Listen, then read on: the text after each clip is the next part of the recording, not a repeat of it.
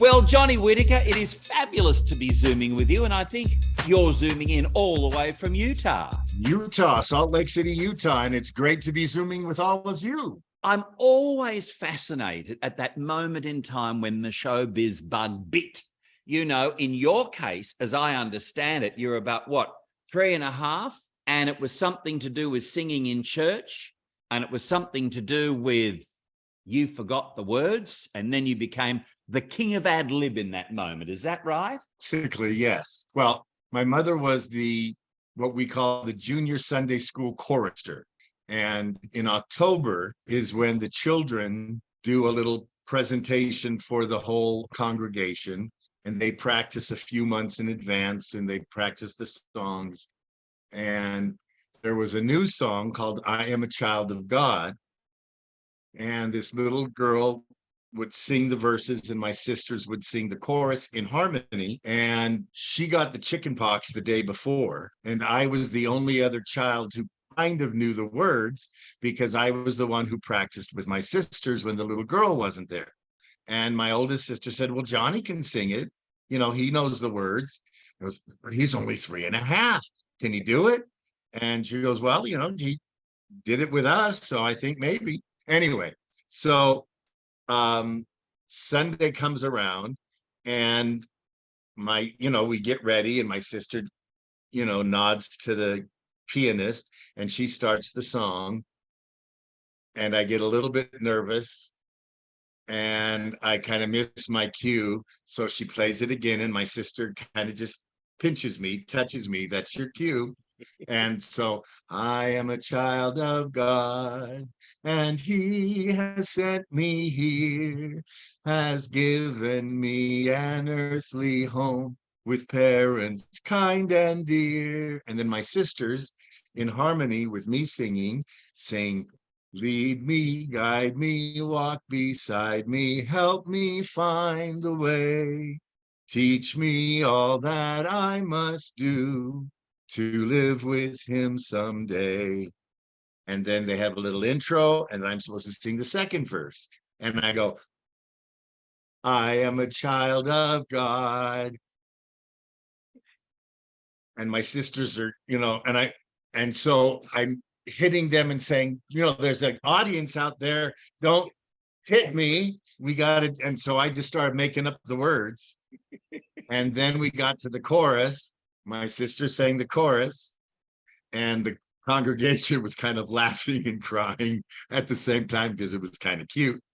And we got through the second verse, and I did do the third verse perfectly.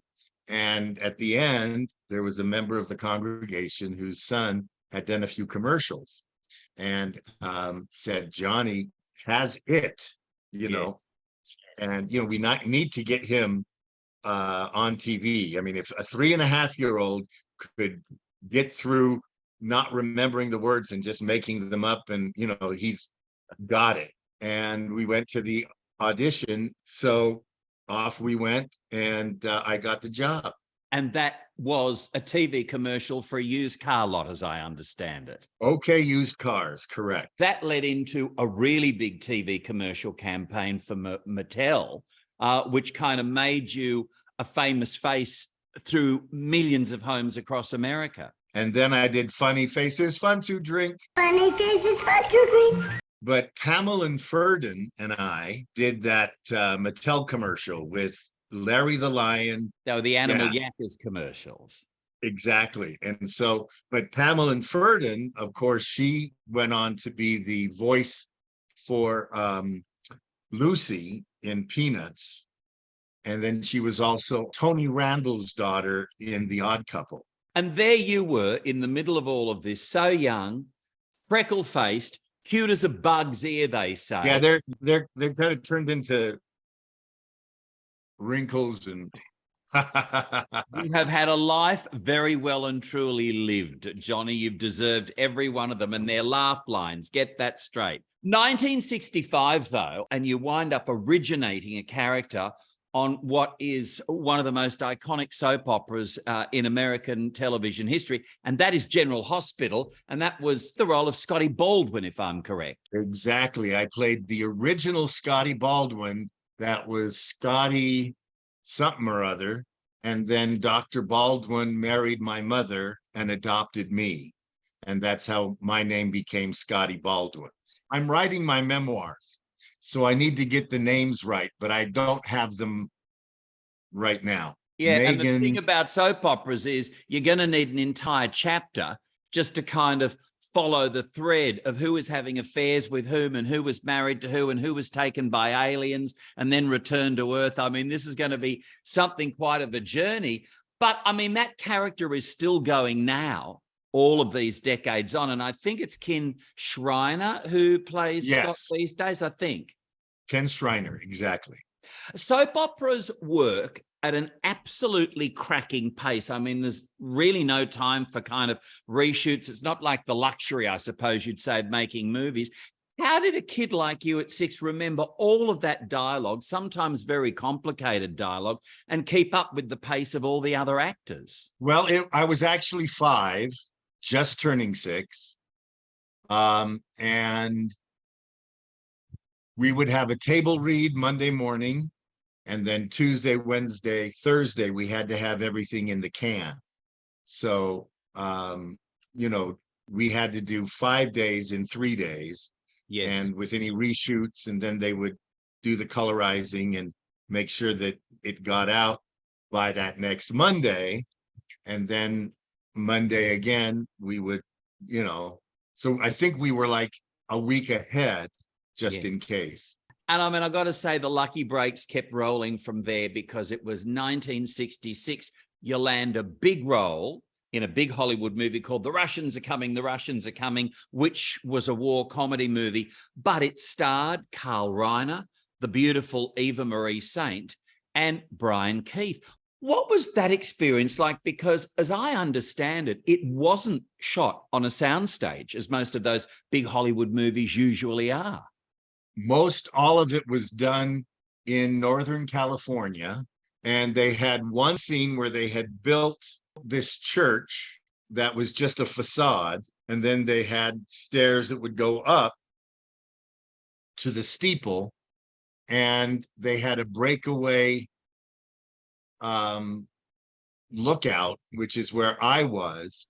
And as I leaned over,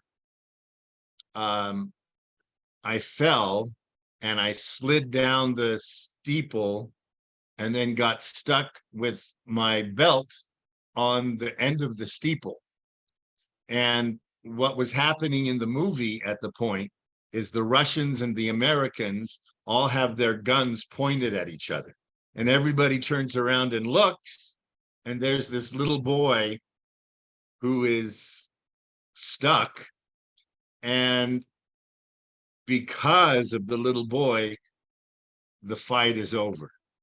Now it's everybody to save this little boy.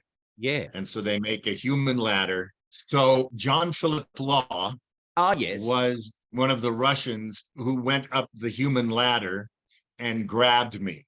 The studio built this little canopy that was built with wood on that facade for the cameraman, the assistant cameraman, the director, one lighting guy, and John Philip Law and myself. Mm-hmm. And, you know, they had me hanging there, but they had the camera at such an angle, they were looking at me this way. Yes. And so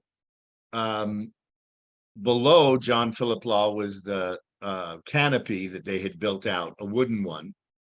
When he went to pick me up over, you know, my belt buckle, because he had to pull me up and over the little hang, you hear this blood-curdling scream, which was my mother, 250 feet below. And they kept that scream in because as he pulls me up, I slip and he grabs me. So it was great film. And, you know, everybody goes, there's a gasp that you hear from everybody. And then that blood-curdling scream, which was Which my is your mother. mum. And she didn't get paid for that. But talk about serendipity, because that was the movie that introduced you to the great, now sadly late, Brian Keith. And he wanted you to be with him playing his nephew on a TV series that would really make you famous all around the world. And that is Family Affair. Yes, but the original story was for a 6-year-old girl, a 10-year-old boy, and a 16-year-old girl. And Brian knew that, but he told the producers, he says, this kid needs to be in the show. You know, let's write in a neighborhood friend that becomes friends with the little Buffy and is there a lot because he's great. We want him. I want him.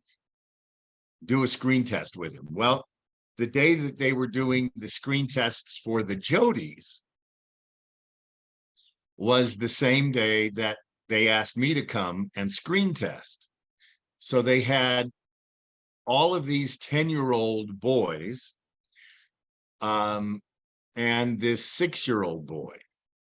Pamela Ferdin was there, and a couple of other girls who were vying for the role of Buffy. And I would film with Pamela Ferdin and a couple of other of the girls, and then Anissa Jones. When they saw that Anissa and I looked like we could be fraternal boy-girl twins, Edmund Hartman, who was the producer, called Don Fedderson and said, I'm changing the role of Jodie to a 6-year-old twin to Buffy. You know, that's how it happened. And you two had that uncanny look as if you were brother and sister. For the first 3 seasons, season 4 and then season 5, I shot up. I was 10 and 11. And I just started growing. And Anissa, unfortunately, didn't. In season 5, you can tell that they don't call us the twins anymore. They just say Buffy and Jodie. But of course, season 5 was our last season with Nancy Walker was an addition to the family. And she later would play Rhoda's mother in the Mary Tyler Moore Show. And then on Rhoda, the spin-off of the Mary Tyler Moore Show. Was it a happy show to work on, Johnny? I never had a day that I worked that I was negative or sad. I thought everything was wonderful. I was treated marvelously, very much coddled by everyone there, Anissa and I both.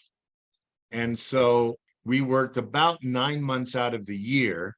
Brian would work 3 of those 9 months, and then we would work 6 months without him. And during those 6 months, we do all the scenes that Brian was not in. Because he'd do all of this at one go, and then you all kind of slotted in around him. That was, I think, his contract, wasn't it? That was his arrangement, to go from being a movie star to the small screen, to television. Yeah, he wanted to be able to have enough time in case he got a big movie deal and wanted to be able to have that 6 months plus to do the movie. And so we would be doing 27 episodes, which each of the episodes would take about 3 days to complete from beginning to end. But on any given day, depending, especially in the first 3 months, we would be doing anywhere from 1 to 7 different scripts in that one day. How did you keep your head straight, Johnny? I mean, that's a big workload, especially for young people. I don't remember that we had table reads for Family Affair. We just did it. And my 3 sons and Fred McMurray had the same contract, where Fred would come in for those 3 months and then have the 6 months off. But I just did it, Brian Keith, fame and fortune, he was adored all around the world. But as you saw, Johnny, he had this heartbreaking private life. There was his health issues, then his daughter Daisy, who was a wonderful actor in her own right. She took her own life, and that was in 1997. I mean, how do you deal with things like that? Because I know you and Brian remained close over very many years. Well, 30 years ago, I started doing what's called, the Comic Con. And we would come into a city and sign autographs and pictures. And then we would get, that's kind of our residuals from, after 1971, anything filmed before then, Family Affair ended in 1971.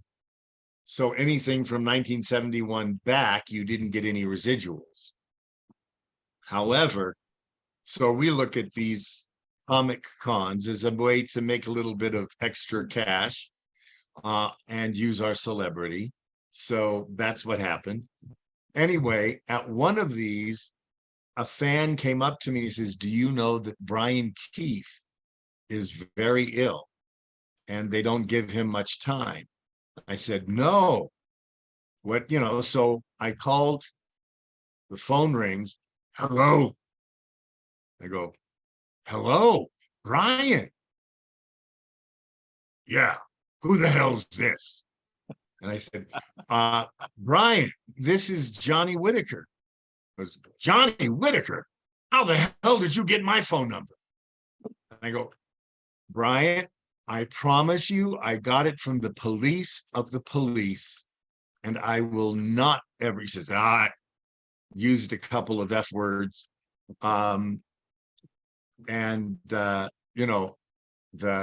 paparazzi been taking pictures of me and I look like crap, but the S word, and I feel like crap, and they're taking pictures of me, and I don't want those pictures taken, and I look like hell." And I said, "Oh, I'm really sorry." He said, says, "My daughter Daisy just passed away in April." And I said, "I heard about that. I'm so sorry." Now, at the time, I was still drinking and using. So I wasn't going to say anything because I couldn't. Anyway, and he says, "The doctors give me 5 effing days to live." I said, "Oh my goodness, really?" He says, "Yeah, but it's nice talking to you." I said, "Well, Brian, I just want to let you know that I love you. I revere you. Your work, what you've taught me as an actor, I can never repay you." He said, "Oh, nothing. You know how to do it. You were doing it when you were still in diapers. You're a pro." And I said, "Well, thank you, Brian. I do appreciate that. But if I am, it's all up to you. It's because I learned from the best." And I said, "Would you like to talk to my mother?" Because they had a very positive, good relationship.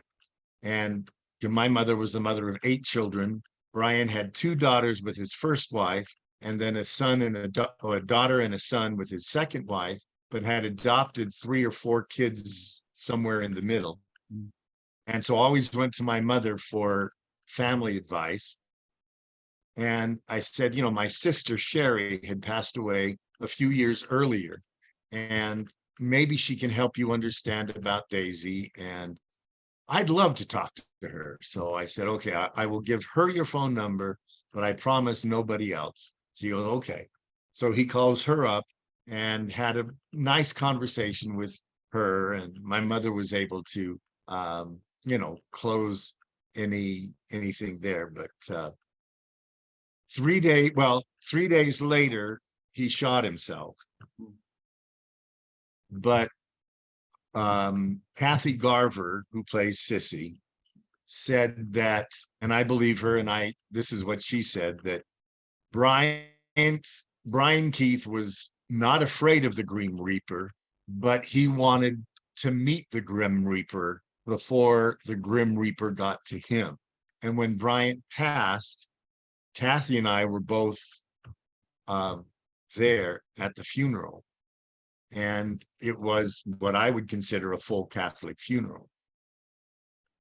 4 days after the funeral, I'm driving home, and all of a sudden, I'm talking to the press on my cell phone. My car didn't have Bluetooth at the time. Put the phone down, and as I look up, all the cars in front of me are stopped, dead stop. I press on the brake, and my car starts to swerve. And there's this big rig that is coming, and my car is going to go right underneath. And I have like a sports car, and it's coming like that.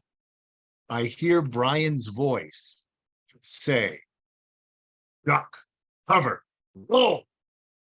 Now, that is the mantra to many of the stuntmen and women: duck, cover, and roll.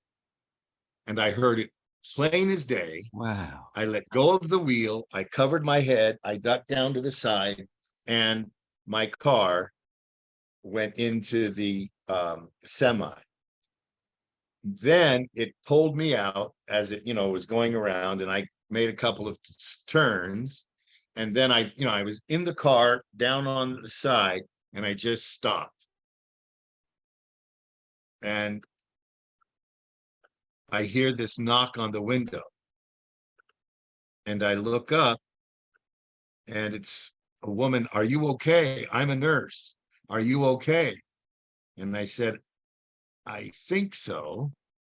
So I couldn't get out the driver's side because it was smashed in, but I could get out the passenger side. There was glass all around, and I got a little bit of glass on my face. And they said, do you want us to, that by that time, the ambulance or the fire truck was there. Do you want me to call an ambulance? And I said, no, I think I'm okay. I'll call my son and see if he can come and pick me up. So I call my son. He's not too far away. He comes, picks me up, and takes me to the hospital where, they clean off the glass, and I'm basically fine. The next day I go to pick up my car in the junkyard, and I give the man my ticket telling me, where the car is to pick up my personal effects, if I had any in the car, and I did. And he says, you don't mind if I ask you what happened to the man or woman who was driving this car? And I said, oh, well, you're looking at it. And his face turned white. And he says, a car that looks like this, I've seen many times. But for a human being to survive that kind of a crash, I haven't seen it before. So Brian, up in heaven, called down and say, I mean, to hear that story, Johnny, is absolutely chilling. You hear about people being an angel on your shoulder. He was absolutely there riding shotgun with you, wasn't he, just in that moment? And to think he had terminal lung cancer. How do you think he dealt with the death of his daughter? I mean, that must have just been so gut-wrenching and crushing. It's something you couldn't possibly come to terms with, surely, not when he himself is battling a terminal situation. As a person in long-term recovery from all mind-altering substances, 25 plus years, I will celebrate 26 years, September 25th. I don't believe Anissa Jones, when she passed, that was one of the first deaths that I had to accept. But when Anissa passed, the coroner had said that there was a fistful of drugs that were not assimilated into her system, or she would have died for sure.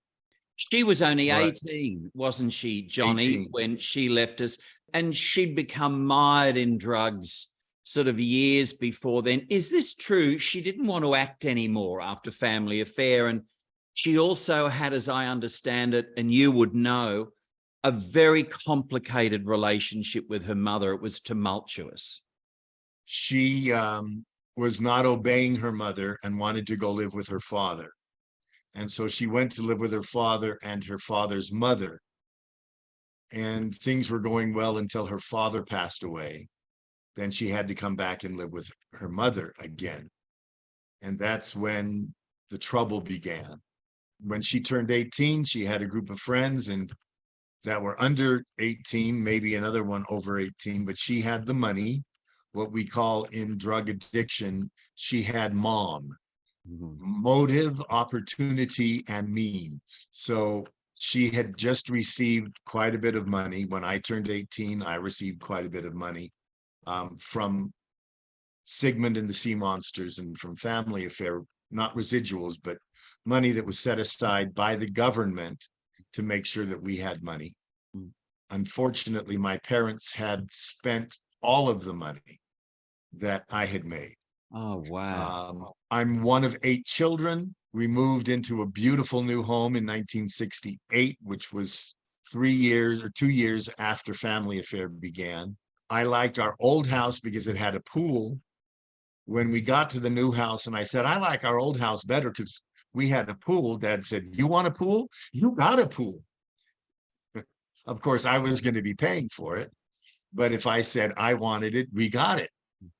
So, but Anissa's parents, or Anissa's mother, I never met her father.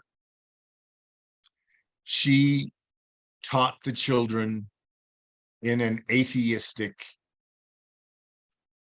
view of life. There was no God. God does not exist.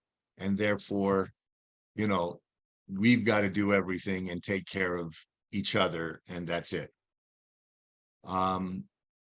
As I was growing up on the set with a school teacher, and my school teacher, her name was Catherine Deany, was told by Paula Jones, Anissa's mother, that in no certain instances, Johnny is very religious and Mormon, and I know that you're a very strong Catholic, but I do not want any God reference in school at all.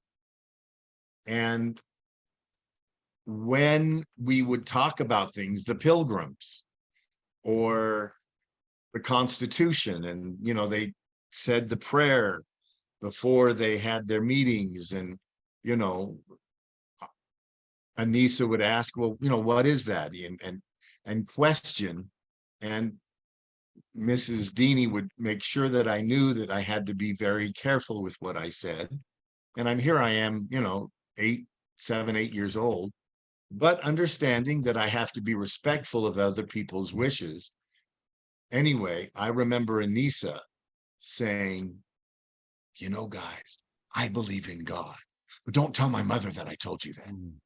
Do you ever feel her around you, Johnny? I mean, the way that Brian Keith came in and essentially saved your life.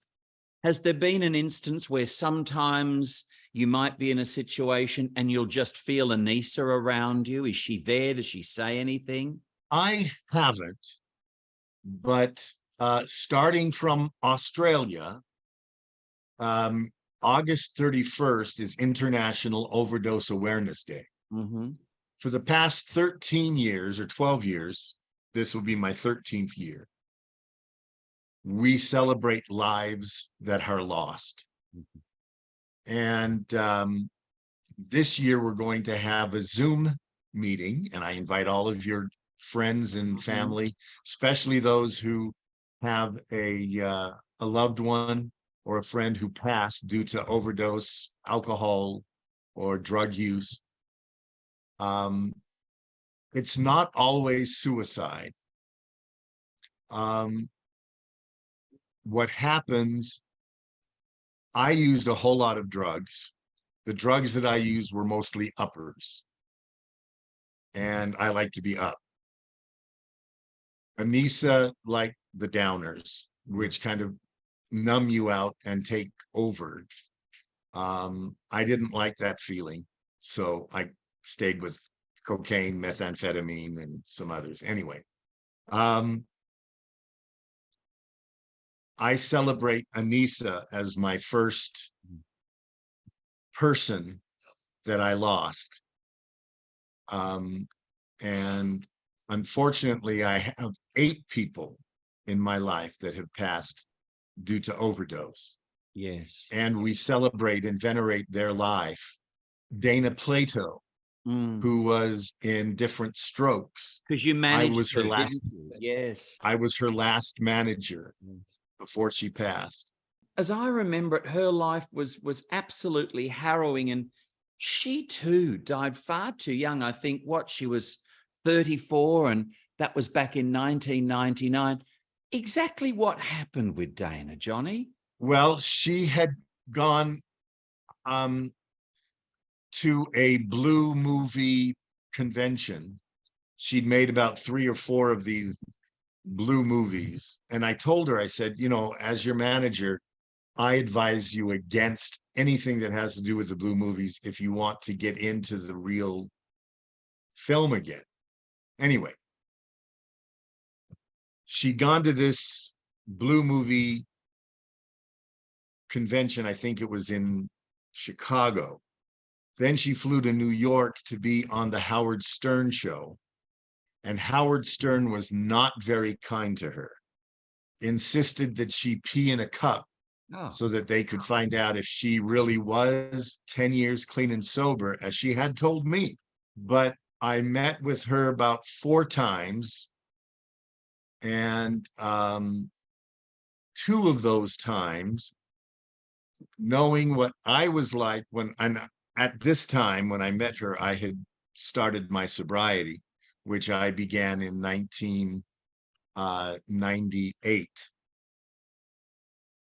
And she looked like she was on meth or cocaine and just talking a little too fast and a little kind of going.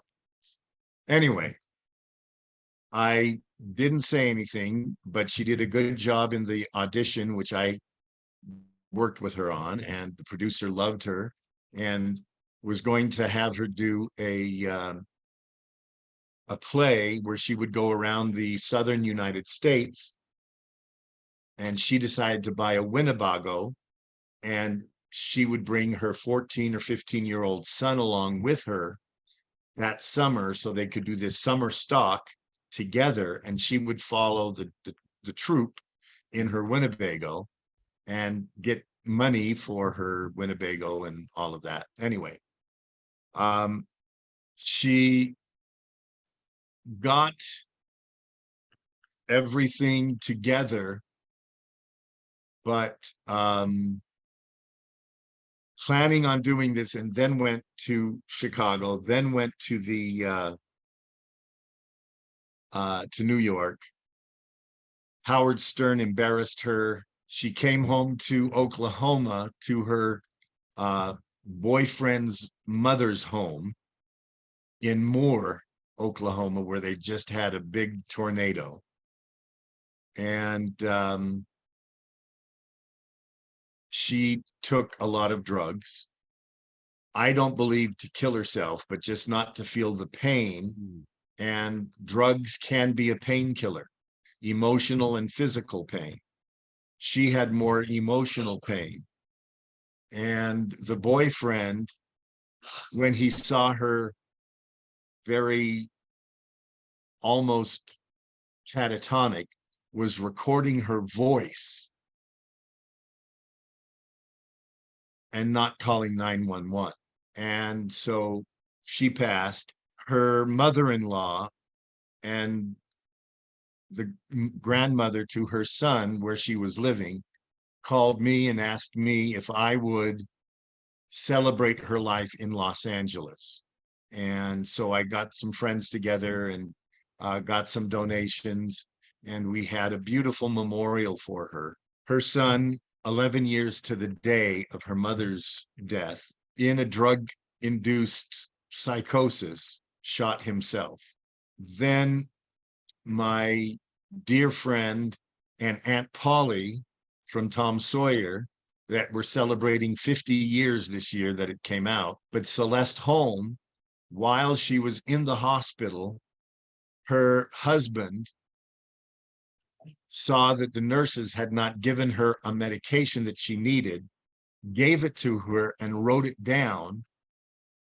A few 15, 20 minutes later, he had left to get dinner. She gave her that same medication, and she died of an overdose. Oh, So those are some of the names that we celebrate yes. that are mine. And this year we're going to do it on September 9th. It's a Saturday. And if you're interested, you can send an email to johnny@johnnywhitaker.com. Send me information about that loved one. And you're welcome to join us and share a little bit about that person's life. I want to get onto your journey in a moment, Johnny, because it is so important, and your candor over the years has helped so many people. But just to be upbeat and look, probably a little shallow just for a moment, an episode of Bewitched that you starred in that's considered one of the best, Samantha and the Beanstalk. Tell me, you surely had a crush on Elizabeth Montgomery like the world did. All of the world had a crush on Elizabeth Montgomery, Bewitched, or Barbara Eden. I Dream of Jeannie. I Dream of Jeannie. Yes. Right. And so it was always a fight between the two. I loved them both. Well, actually, I didn't even have to audition. They hired me from Family Affair and said, yes, we want him. Yes. To play in one of the first episodes where Darren becomes the new Darren, and Samantha is pregnant, and Tabitha is upset because Darren is hoping that it's going to be a boy. She wants to find out what it's like to be a boy, and she's reading Jack and the Beanstalk and wiggles me out of the book into real life. But you then actually got to see Samantha's nose twitch up close and very personal, didn't you? And I got to see how the magic happened, how they popped people in and out. And it was just, that's how it's done. And of course, I bet it's all going to be in your memoir, Johnny. Absolutely. Yeah. But it was when I was on the set, I just remember coming onto the set, dark, black everywhere, except on the set where in Darren and Samantha's living room. And I saw Elizabeth talking with the new Darren, and she, but Elizabeth Montgomery. Oh my goodness.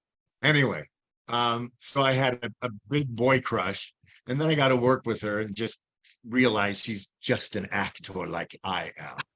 And but she could wiggle her nose. You couldn't. I couldn't, and she did it very good. You can do it. I want to bring you to another classic television show, and that is Green Acres.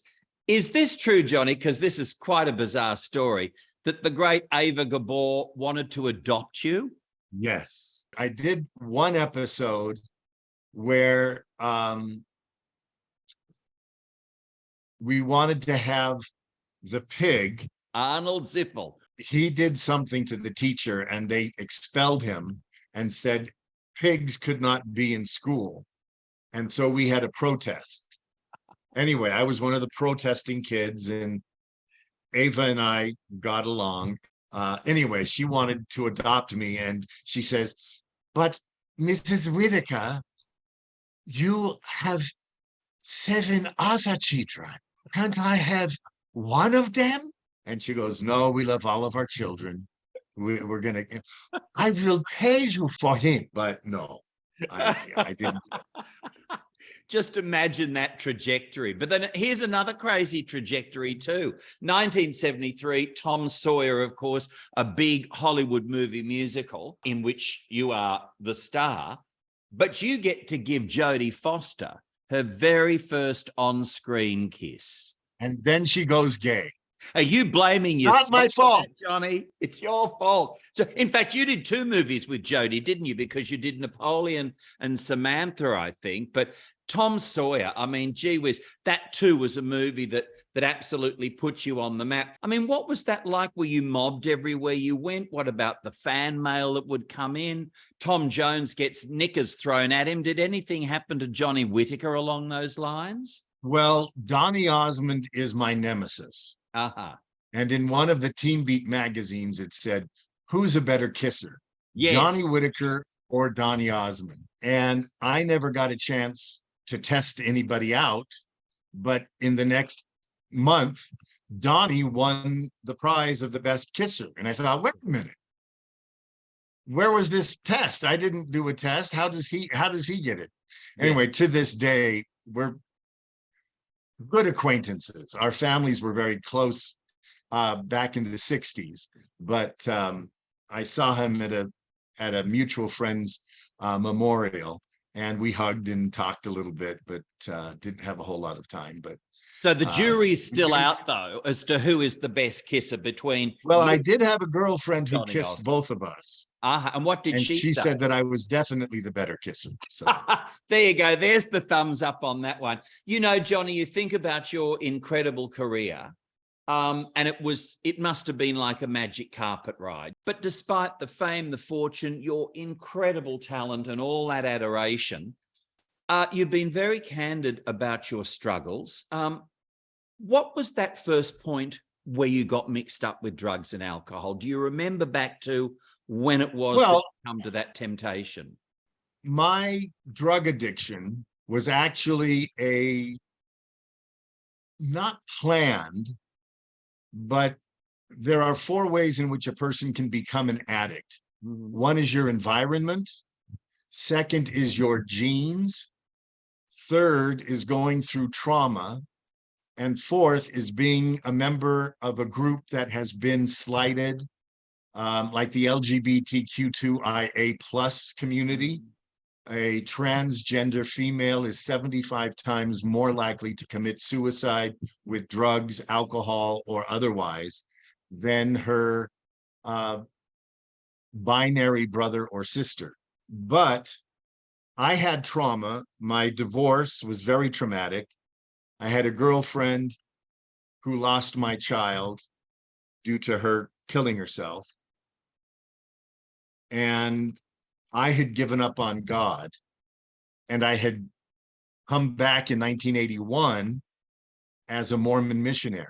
I went on after that, and then my divorce, and then after that, my girlfriend, and I just said God didn't exist, and I made a conscious decision to go to the other side, Luke Skywalker. And you rebelled enormously. At your lowest ebb, just quickly, what was that for you? I mean, you'd lost apartments, you'd lost your money. There was basically nothing left. But what do you think for you was your absolute lowest ebb, Johnny? My family had an intervention. And they said that if I did not go into treatment immediately, well, within a week or two, I would never see my nephews again. And they were 2, 3, and 4 years old. And they were my life. They were my guys. And I wanted to be with them. And that was the trigger for you to get sober. I had to. The intervention happened on September 12th, 1997.